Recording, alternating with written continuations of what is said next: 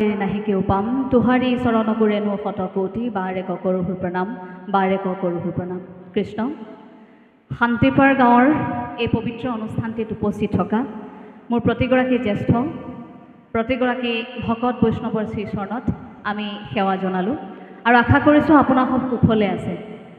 আৰম্ভণিতে কৈ লওঁ, স্বাস্থ্যটো অকণমান বেয়া, কিন্তু গোবিন্দ ফুকন ডাঙৰীয়াই ইমান জোৰকৈ ধৰিলে, নাহিলেই নহ'ব, আহিবই লাগিব। গতিকে অকণমান চিকিৎসকৰ পৰামৰ্শ লৈ হ'লেও আপোনালোকৰ আশীৰ্বাদ গ্ৰহণ কৰিবলৈ আহিলোঁ। অকণমান অসুস্থতাৰ বাবে মই মানসিক আৰু শাৰীৰিকভাৱে দুৰ্বল হৈ আছোঁ, গতিকে সেইখিনি ক্ষেত্ৰত আপোনালোকে আশীৰ্বাদ কৰিব বুলি মই আশা কৰিছোঁ। কৃষ্ণ ইমান সুন্দৰ এটি বিষয়বস্তুৰে এভাগী আলোচনা চক্ৰ। মই প্ৰথম ভাগৱত পাঠ আৰু ব্যাখ্যাৰ যি এমাহজোৰা প্ৰচেষ্টা তাৰ বিষয়ে অকণমান কৈ ল'ব বিচাৰিছোঁ। আজিৰ এই সময়ছোৱাত প্ৰত্যেকটো দিনেই আমি অনুভৱ কৰোঁ যে ইতিবাচক কথাবোৰতকৈ আমাক নেতিবাচক কথাবোৰে বেছি খুন্দিয়ায়। ঋণাত্মক কথাবোৰে আমাক যথেষ্ট আঘাত দিয়াৰ সময় এয়া। আমি এনেকুৱা এখন যুঁজত যুঁজি আছোঁ। গতিকে তেনে এক সময়ত আপোনাসবে এমাহ ধৰি ইয়াত আপোনালোকে ভকতিৰ অমিয়া ৰস পান কৰিবলৈ আহিছে। ইয়াতকৈ আৰু আধ্যাত্মিকতাৰ ডাঙৰ উদাহৰণ মই ভাবোঁ একো হ'ব নোৱাৰে। গতিকে এমাহ ধৰি আপোনালোকে ঈশ্বৰৰ ওচৰলৈ আহি ঈশ্বৰৰ যি গুণানুকীৰ্তন কৰিছে, যি ভাগৱত শাস্ত্ৰভাগীৰ পাঠ আৰু ব্যাখ্যাৰ আপোনালোকে আয়োজন কৰিছে এমাহ ধৰি, সেই প্ৰচেষ্টাক আৰম্ভণিতে আমি শলাগ লৈছোঁ আৰু ইমান সুন্দৰ এটি বিষয়বস্তুৰে আমাকো অকণমান দুই এটা মনৰ কথা ক'বলৈ আপোনালোকে সুযোগ প্ৰদান কৰিছে। তাৰ বাবে আৰম্ভণিতে মই আপোনাসবৰ শ্ৰীচৰণত কৃতজ্ঞতা জনাইছোঁ। লগতে মই ভগৱন্তৰ ওচৰত কৃতজ্ঞতা জনাব লাগিব, কাৰণ প্ৰভুৱে নিমিলালে একো নহয়। হয়তো প্ৰভুৱে কিবা এটা মিলাইছে আপোনালোকৰ ওচৰলৈ আহিবলৈ, সেই সুযোগ সুবিধা মিলোৱাৰ বাবেহে মই আপোনাসবৰ মাজলৈ আহিবলৈ আচলতে এইধৰণে মিলাব পাৰিম। গতিকে প্ৰভুৱে মিলালে আৰম্ভণিতে মই প্ৰভুৰ চৰণত সেৱা জনাইছোঁ। আধ্যাত্মিক ৰস আপোনালোকে এইকেইটা দিন পান কৰি আছে, এমাহ হৈছে, আৰু এটা বা দুটা বছৰীয়া কাৰ্যসূচী নহয়, এয়া দশম বাৰ্ষিক। ইমানকেইটা বছৰ আপোনালোকে এনেধৰণে ইমান সুন্দৰকৈ ইয়াত একেটা অনুষ্ঠান আপোনালোকে জীয়াই ৰাখিবলৈ চেষ্টা কৰিছে। এইটো আপোনালোকৰ বাবে এটা ডাঙৰ শক্তি। গতিকে মই আশা কৰিছোঁ এইটো দশম বৰ্ষতে থমকি নৰক, এটা দীঘলীয়া যাত্ৰাত যাওক, যাতে অসমৰ বিভিন্ন প্ৰান্তত এই শান্তিপাৰ নামঘৰৰ এমাহজোৰা ভাগৱত পাঠ আৰু ব্যাখ্যানুষ্ঠানটি এক উদাহৰণ হৈ পৰক। আনেও আয়োজন কৰক যে আমিও পাৰোঁ নেকি পবিত্ৰ ভাদ মাহত এমাহজোৰা ভাগৱত পাঠ আৰু ব্যাখ্যা অনুষ্ঠান আয়োজন কৰিবলৈ। সেই শিপাডাল ইয়াৰ পৰা আৰম্ভ হওক, মই তাৰে কামনা কৰিছোঁ। এতিয়া বিষয়বস্তুত বৰ্তমান সময়ত আৰু যুৱ প্ৰজন্মক আধ্যাত্মিকতাৰ প্ৰয়োজনীয়তা বুলি উল্লেখ কৰিছে, কিন্তু ইয়াত বাপসকলৰ কথা উল্লেখ নাই, পুৰুষ বুলি উল্লেখ নাই। গতিকে মই অকণমান সলাই আমাৰ সুবিধা হোৱাকৈ আমি এইটো ক'ব পাৰোঁ নেকি যে বৰ্তমান সময়ত আমাক আধ্যাত্মিকতাৰ প্ৰয়োজনীয়তা, আধ্যাত্মিকতা কেৱল নাৰীসকলকেই লাগে নেকি? আধ্যাত্মিকতা কেৱল যুৱ প্ৰজন্মকেই প্ৰয়োজন নেকি? বাপসকল ৰৈ গ'লে নহ'ব নহয়। গতিকে বিষয়টো অকণমান সলাই আমি আমাৰ সুবিধামতে কি কৰি লৈছোঁ, আমি এতিয়া বিষয়বস্তু এইধৰণে অনুভৱ কৰিম যে বৰ্তমান সময়ত আমাক আধ্যাত্মিকতাৰ প্ৰয়োজনীয়তা। যদি মই ভাৰতবৰ্ষৰ দৰ্শনৰ পৰা আৰম্ভ কৰোঁ, তেন্তে আমি সমগ্ৰ ভাৰতবৰ্ষ দৰ্শনৰ ভিত্তিত জীয়াই থকা এখন দেশ। আমাৰ দৰ্শন আছে, য'ত আমাৰ আধ্যাত্মিকতা আছে। আমাৰ সভ্যতা সংস্কৃতিয়ে আধ্যাত্মিকতাৰ কথা কয়। গতিকে আমাৰ সেই দৰ্শনত অতীন্দ্ৰিয়, অলৌকিক আৰু পাৰমাৰ্থিক সত্তা, এই তিনিটাৰ ওপৰত মূলতঃ নিৰ্ভৰ কৰে। গতিকে ভাৰতীয় সভ্যতা সংস্কৃতিয়ে আপোনাক প্ৰতি মুহূৰ্তত আধ্যাত্মিক হ'বলৈয়ে শিকাইছে।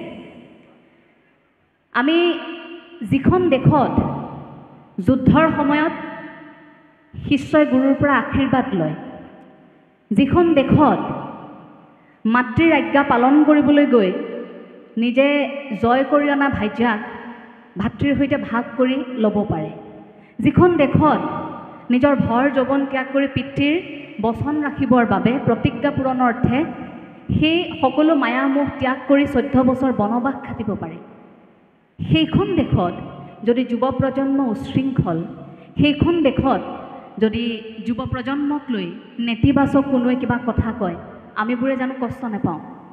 আমাৰ সভ্যতা সংস্কৃতি, আমাৰ শিপা, অসমৰ সভ্যতা সংস্কৃতি শিপা, ই আধ্যাত্মিকতাৰ সৈতে বৰ সুন্দৰকৈ বান্ধ খাই আছে। গতিকে এই বান্ধ খাই থকা উপলব্ধিটো এতিয়া আমি কেনেকৈ কৰিছোঁ?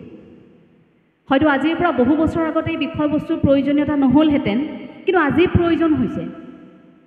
আজিৰ পৰা 10 বছৰ আগৰ সমাজখন, আমাৰ ইয়াত জ্যেষ্ঠসকল বহি আছে, সেইসকলক কেতিয়াও কোনো বক্তা মাতি আনি হয়তো এনেধৰণে আলোচনা কৰিবলগীয়া পৰিৱেশ সৃষ্টি হোৱা নাছিল যে আমাক আধ্যাত্মিকতা লাগে। কিন্তু আজিৰ সময়ত হৈছে, আজিৰ সময়ত পিতৃ মাতৃৰ বুকুখন হাহাকাৰ কৰি থাকে, আমি আধ্যাত্মিকতাৰ শিক্ষা কেনেকৈ দিব পাৰিম সন্তানক? আমি আধ্যাত্মিকতাত কেনেকৈ থাকিম? গাঁওখনত আধ্যাত্মিকতা কেনেকৈ থাকিব? আধ্যাত্মিকতা কি, কেনেকৈ, কিয় প্ৰয়োজন আমাৰ জীৱনত? তাক লৈ আপুনি মই এতিয়া ধৰফৰাই ফুৰিছোঁ, যাৰ বাবে এতিয়া আপোনালোকে আজি আমাক আমন্ত্ৰণ জনাই আনিছে। হয়তো ভাগৱত ব্যাখ্যাৰ বাবে তেনেধৰণে আপোনালোকৰ গাঁওখনৰ আটাইতকৈ বয়োজ্যেষ্ঠগৰাকীক দায়িত্ব দিছে। দূৰ দূৰণিৰ পৰা কাৰোবাক আপোনালোকে আমন্ত্ৰণ জনাই আনিছে, কিয়? যে অকণমান হ'লেও আধ্যাত্মিকতাৰ কিবা এটা আপোনালোকে শিকিবলৈ পাব নেকি? হয়তো আপোনালোকে এমাহজোৰা যি কাৰ্যসূচী হাতত লৈছে, এই কাৰ্যসূচীৰ আটাইতকৈ কনিষ্ঠ আৰু খুব কম অভিজ্ঞতা আৰু একেবাৰে জ্ঞান নথকা মানুহগৰাকীয়ে কিন্তু এঞ্জেলা চাংমাই। সেইসকলৰ ভিতৰত আটাইতকৈ জ্ঞান যদি কম আছে তেন্তে আমাৰেই আছে, কাৰণ বয়সৰ ফালৰ পৰা আমি যথেষ্ট সৰু। এই খোজটো মাত্ৰ আৰম্ভ কৰিছোঁহে। অভিজ্ঞতাৰ ফালৰ পৰা ইয়াত বহি থকা প্ৰত্যেকগৰাকীয়ে আমাৰ জ্যেষ্ঠ, গতিকে জীৱনটো আমাতকৈ তেখেতসকলে অকণমান বেছিকৈ দেখিছে। গতিকে কথাবোৰ কেতিয়াও পৰামৰ্শ হিচাপে আপোনালোকক ক'বলৈ আগবঢ়া নাই, মাত্ৰ অনুভৱ কৰা দুই এটা কথা। হয়তো আপোনালোকৰ মনতো সেই কথাষাৰ খুদুৱাই থাকিব পাৰে। যদি সমস্যা বুলি ভাবিছোঁ, কেৱল আমাৰ সমস্যা নহয়, আপোনাৰো সমস্যা হ'ব পাৰে। গতিকে যদি সমস্যা বুলি ভাবিছোঁ, তেন্তে তাক আমি সমাধান কৰিম। সেইবাবে এই বিষয়বস্তুৰ ওপৰত দুই এটা মনৰ কথা ক'বলৈ আগবাঢ়িছোঁ। এতিয়া প্ৰথম শব্দ যিটো শব্দই আপোনাক মোক এই কথাখিনি শুনিবলৈ বাধ্য কৰাই, সেই শব্দটোৱে হৈছে আধ্যাত্মিকতা। আধ্যাত্মিকতা কি আমাৰ মতে? আমিতো প্ৰত্যেকেই অনুভৱ কৰোঁ যে এটা শব্দ হয়তো ইমান জটিলো নহয়, ইমান সহজো নহয়।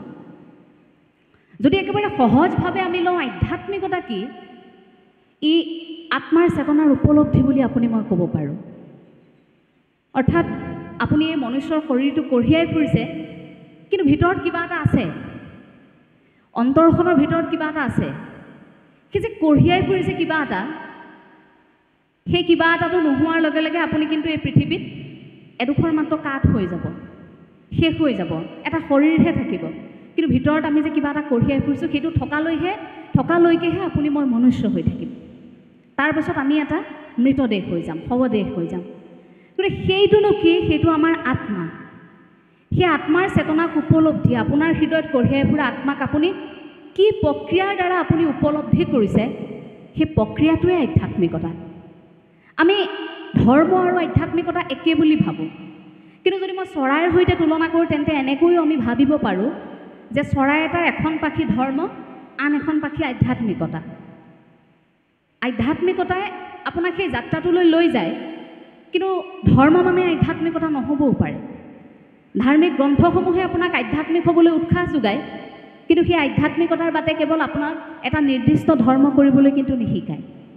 আধ্যাত্মিকতাৰ মূল খোজটো বা মূল উদ্দেশ্য, লক্ষ্যটোৱে হৈছে আত্মাৰ চেতনাক উপলব্ধি, বা মই যদি একেবাৰে তাতোকৈ সহজ অৰ্থত কওঁ, আমাৰ ইয়াত শিশুসকলো আছে, যুৱসকল আছে, গতিকে তেখেতসকলৰ বাবে যদি মই সহজকৈ কওঁ, তেন্তে আমাক বিচাৰি পোৱাৰ এটা প্ৰক্ৰিয়া। অৰ্থাৎ মোক বিচাৰি পোৱাৰ যিটো প্ৰক্ৰিয়া, মইনো কোন, মই এটা নাম কঢ়িয়াই ফুৰিছোঁ, কিন্তু মোৰ ভিতৰত কিবা এটা আছে। মোক বিচাৰি পোৱাৰ যিটো প্ৰক্ৰিয়া, মই নিজক বিচাৰি পোৱাৰ যিটো প্ৰক্ৰিয়া, সেই প্ৰক্ৰিয়াটো আধ্যাত্মিকতাৰ দ্বাৰাহে পাৰি।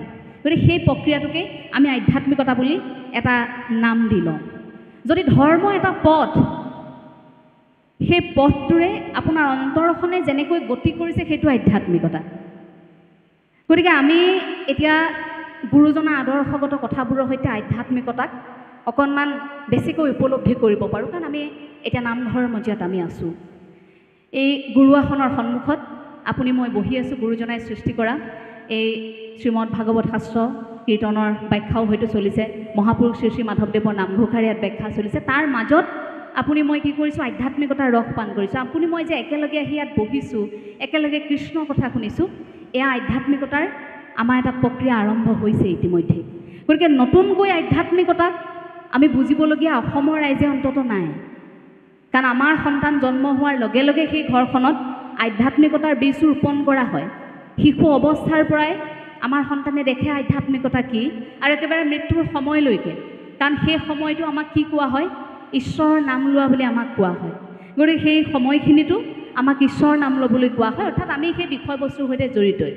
এই আধ্যাত্মিকতাৰ মাজত আমাৰ গুৰুজনাই এটা দিশ জড়িত কৰোৱাই থৈ গ'ল তাত, যে আধ্যাত্মিকতাৰ মাজত মোৰ সমাজখন থাকিব, মই সপোন দেখা এই সমাজৰ লোকসকল থাকিব, কিন্তু কেনেকৈ থাকিব?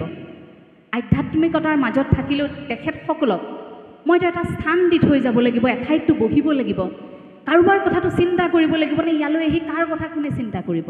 গতিকে সেইবাবে হয়তো গুৰুজনাই সেই একদেও একসেও একবিনে নাইকেও সেই যে এক ঈশ্বৰবাদৰ ধাৰণাটো আৰম্ভ কৰিলে। আমি সাধাৰণতে ভাবি থাকোঁ যে গুৰুজনাই ধৰ্ম প্ৰচাৰ কৰিবলৈ নামঘৰ প্ৰতিষ্ঠা কৰিলে, ধৰ্ম প্ৰচাৰ কৰিবলৈ হয়তো নাট ৰচনা কৰিলে, ধৰ্ম প্ৰচাৰ কৰিবলৈ হয়তো গুৰুজনাই সংস্কৃতিৰ যিবোৰ সৃষ্টি কৰিলে, অনবদ্য উপাদান আমালৈ আগবঢ়াই থৈ গ'ল, সেইখিনি ধৰ্ম প্ৰচাৰ কৰিবলৈহে কৰিলে। কিন্তু কথাটো যদি ওলোটাই আপুনি চায় যে নহয়, গুৰুজনাই এখন সংস্কাৰমুখী সমাজ গঢ়িবলৈ ধৰ্মৰ আশ্ৰয় লৈছিল। নহ'লে চৈতন্যদেৱৰ দৰে বা আন আন যিসকল ধৰ্মৰ পুৰুষ আছে সেইসকলৰ দৰে আমাৰ গুৰুজনায়ো তেনেধৰণৰ এভাগ দৰ্শন শাস্ত্ৰ উলিয়াই এটা নিৰ্দিষ্ট ধৰ্ম উলিয়াই সেই ধৰ্মটোতে আমাৰ ৰাইজক থাকিবলৈকে বাকীখিনি কাম কাজ নকৰিবও পাৰিলেহেঁতেন। কিন্তু নহয়, এখন সংস্কাৰমুখী সমাজৰ কথা চিন্তা কৰিছিল, য'ত আধ্যাত্মিকতা থাকিব, য'ত নতুন প্ৰজন্মৰ পৰা আৰম্ভ কৰি প্ৰত্যেকটো প্ৰজন্ম আচলতে সেই প্ৰত্যেকটো প্ৰজন্মই মূৰ দাঙি জীয়াই থাকিব পাৰিব, য'ত সংস্কাৰৰ কথাবোৰ থাকিব, য'ত মানুহ হোৱাৰ আখৰা থাকিব। হয়তো গুৰুজনাই সেইখিনি চিন্তা কৰিছিল বাবেই হয়তো সেই ধৰ্মৰ আশ্ৰয় লৈছিল। কিন্তু আমি ব্যাখ্যাটো অকণমান ওলোটাকৈ ৰাখি তাক আমি ভাবি ল'লোঁ যে গুৰুজনাই ধৰ্ম প্ৰচাৰ কৰিবলৈ হয়তো এইখিনি কৰিছিল। গতিকে বিষয়বস্তু কেতিয়াবা ওলোটাই চালেও তাৰ অন্য এটা সোৱাদ পোৱা যায়। যেনে ধৰক ভাগৱত শাস্ত্ৰভাগীৰ ইয়াত পাঠ আৰু ব্যাখ্যা চলিছে। যদি ভাগৱত শাস্ত্ৰভাগীৰ আপোনালোকে প্ৰত্যেকেই সদায় এটা ভাৱ ধাৰাৰে আপুনি তাক উপলব্ধি কৰিছে, বিভিন্ন ধৰণৰ বিষয়বস্তু। ধাৰ্মিক এজন ব্যক্তিয়ে ভাগৱত শাস্ত্ৰভাগীৰ ব্যাখ্যা কৰিছে, কিন্তু কেতিয়াবা অনুভৱ কৰকচোন, যদি পদাৰ্থ বিজ্ঞানৰ ব্যক্তি এগৰাকীয়ে ভাগৱত শাস্ত্ৰভাগীক যদি অনুবাদ কৰে, বা জীৱবিজ্ঞানৰ মানুহ এগৰাকীয়ে যদি ভাগৱত শাস্ত্ৰভাগীৰ ভিতৰত সোমাই থকা বিজ্ঞানক উলিয়াবলৈ চেষ্টা কৰে, আমাৰ গুৰুজনাই কি কৈছিল? আমাৰ ধৰ্ম, আমাৰ আধ্যাত্মিকতা, আমাৰ দৰ্শন, তাত বিজ্ঞান আছে। সেইটো আইনষ্টাইনেও স্বীকাৰ কৰিছিল যে আমাৰ সেই দৰ্শনটোতে, ভাৰতীয় দৰ্শনটোত বিজ্ঞান আছে, তাত বিশ্বাস আছে। সেইবাবে হয়তো বিজ্ঞানীসকলেও ঈশ্বৰ বিশ্বাস কৰে। কিন্তু বিজ্ঞানীসকলে ঈশ্বৰ বিশ্বাস কৰে কেনেকৈ? আপুনি মই বিশ্বাস কৰা ঈশ্বৰজন নহয়। বিজ্ঞানীসকলে ঈশ্বৰ বিশ্বাস কৰে, তেখেতলোকে ক'ব বিচাৰিছে এটা নিয়ম, প্ৰকৃতি যিটো নিয়মৰ দ্বাৰা চলি আছে, পৃথিৱীখন যিটো শক্তিৰ দ্বাৰা আছে, সেই শক্তিটোক বিশ্বাস কৰে বিজ্ঞানীসকলে। আৰু সেই শক্তিটোক বিশ্বাস কৰিবৰ বাবে আপোনাক মোক জ্ঞানৰ প্ৰয়োজন। যদি জ্ঞান আমি অৰ্জন নকৰোঁ, তেন্তে আমি সেই বিজ্ঞানক উপলব্ধি কৰিব নোৱাৰিম। আৰু বিজ্ঞানক উপলব্ধি নকৰাকৈ দৰ্শন বা ধৰ্মতত্ত্বৰ কথা যদি আমি বুজিবলৈ যাওঁ, তেতিয়াই আপুনি মই হয়তো অন্ধবিশ্বাসৰ কবলত পৰোঁ। গতিকে ক'ৰবাত আমাৰ